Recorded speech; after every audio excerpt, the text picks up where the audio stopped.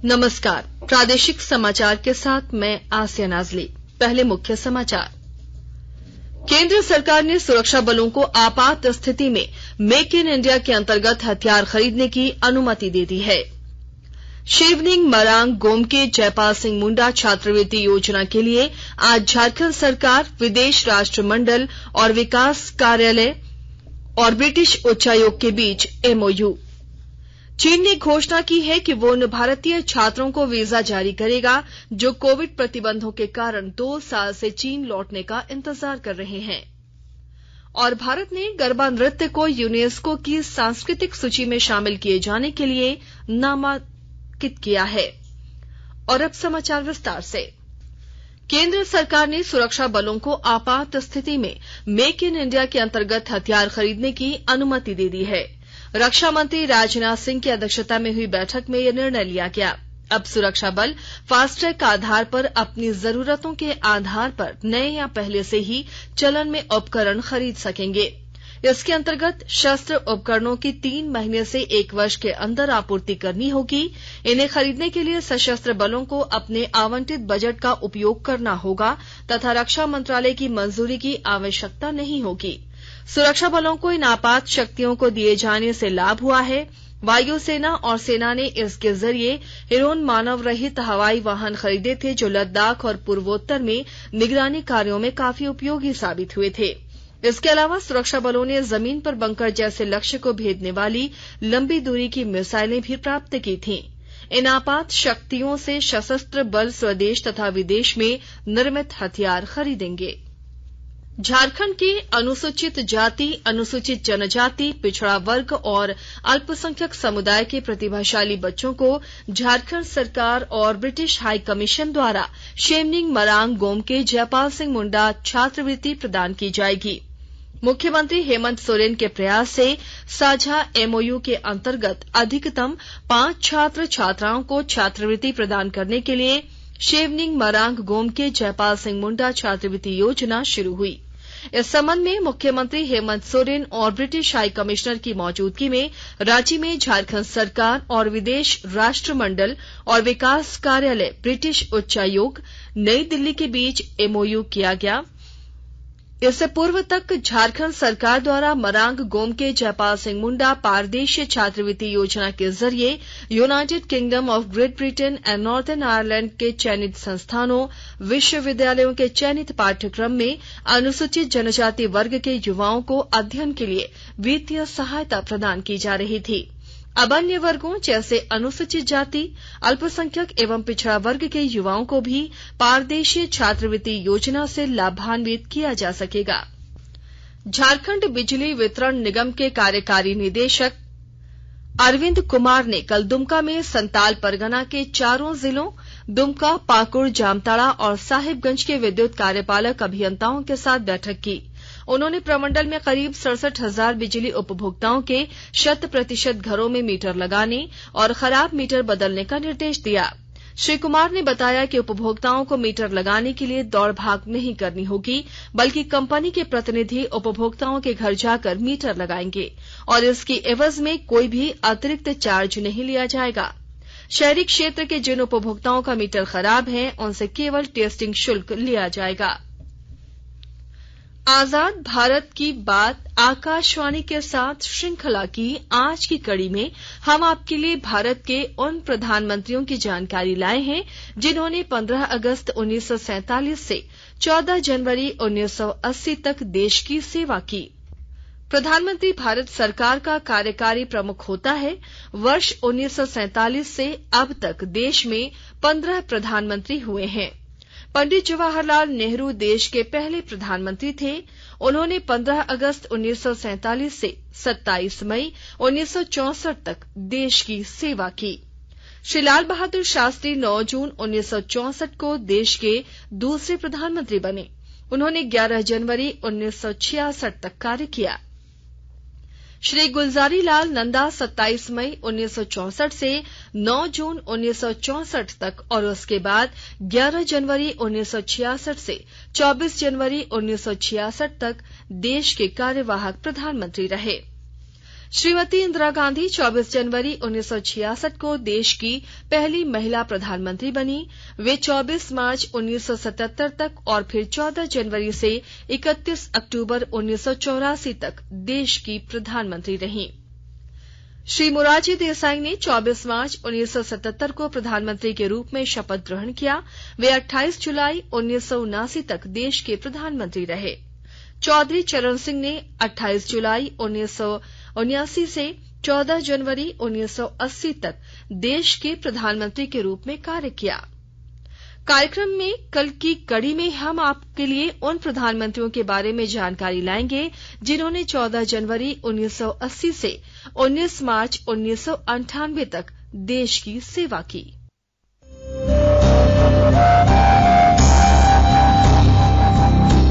आजाद भारत की बात आकाशवाणी के साथ स्वतंत्रता के 75 वर्ष का उत्सव, जीवंत यात्रा की स्मृतियां, स्वतंत्र भारत की उपलब्धियां और कुछ रोमांचक पल। तो आप भी जुड़िए और सुनना न भूलें 15 अगस्त से प्रतिदिन हमारे FM गोल्ड 100.1 और दूसरे चैनलों पर आजाद भारत की बात आकाशवाणी के साथ।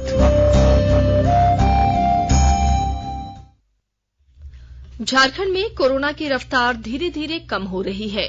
राज्य में कोरोना के 353 मरीज एक्टिव हैं। इसमें सबसे अधिक 94 मरीज केवल पूर्वी सिंहभूम से हैं। स्वास्थ्य विभाग के अनुसार 24 घंटों में 51 मरीज स्वस्थ हुए हैं। इसके विपरीत 39 नए मरीज मिले हैं। राज्य में कुल कोरोना मरीजों की संख्या अब 4,41,713 हो चुकी है। इस बीच कोरोना का पता लगाने के लिए जांच जारी है।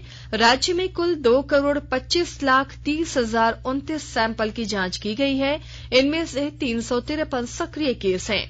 कोरोना से 4,36,030 मरीज अब तक स्वस्थ हुए हैं। आकाशवाणी के ताजा तरीन समाचारों के लिए आप हमारी वेबसाइट newsonair.com पर लॉग ऑन कर सकते हैं। ताजा समाचार Twitter handle @AIR news alerts और Facebook page All India Radio News पर भी उपलब्ध है। आप प्रादेशिक समाचार एकांश के ट्विटर हैंडल @AIR news_Ranchi और फेसबुक, इंस्टाग्राम पेज तथा YouTube channel AIR news Ranchi पर भी हमारे बुलेटिन सुन सकते हैं। प्रादेशिक समाचार आप आकाशवाणी रांची से सुन रहे हैं और अब पेश है कोरोना से बचाव के कुछ संदेश।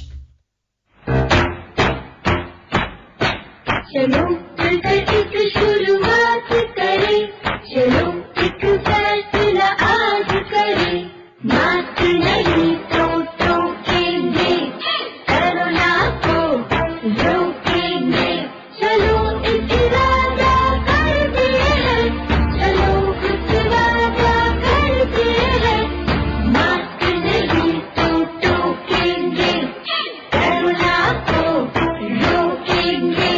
भारत सरकार द्वारा जनहित में जारी।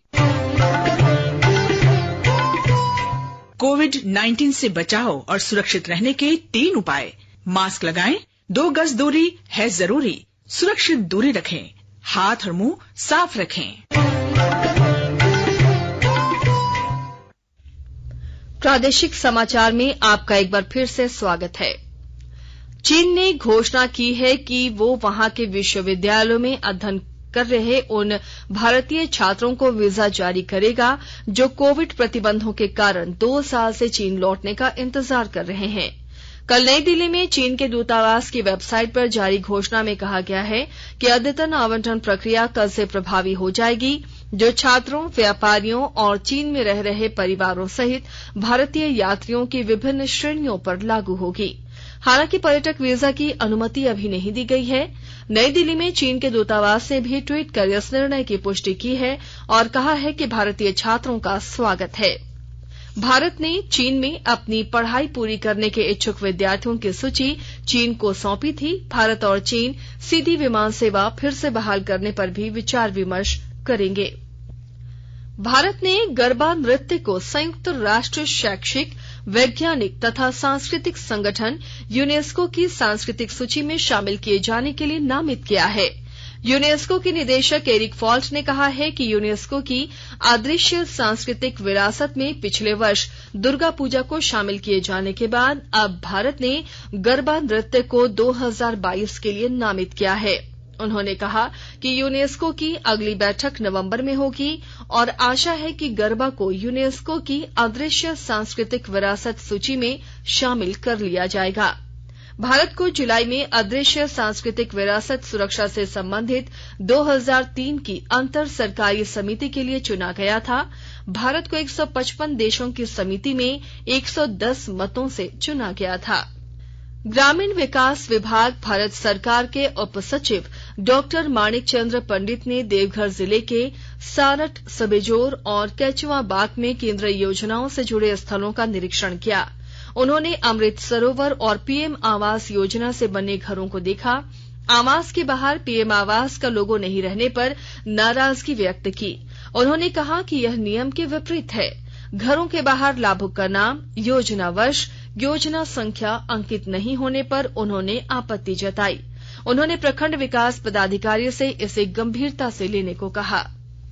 सिमडेगा जिले में प्रधानमंत्री मातृ वंदना योजना के तहत गर्भवती महिलाओं को लाभ दिया जा रहा है। विस्तृत ब्यौरे के साथ हमारे संवाददाता।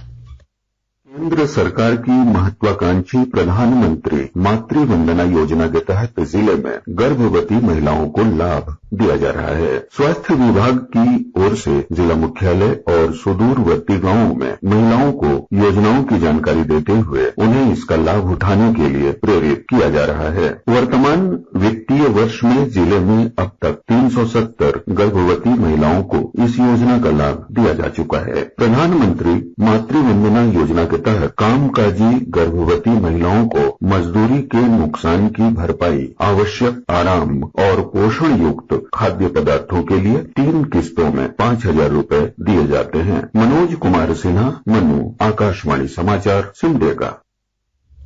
लिंक रेक के विलंब से चलने की वजह से रांची रेल मंडल से परिचालित ट्रेन संख्या 18451 हटिया पुरी तपस्विनी एक्सप्रेस ट्रेन के प्रस्थान समय में परिवर्तन किया गया है।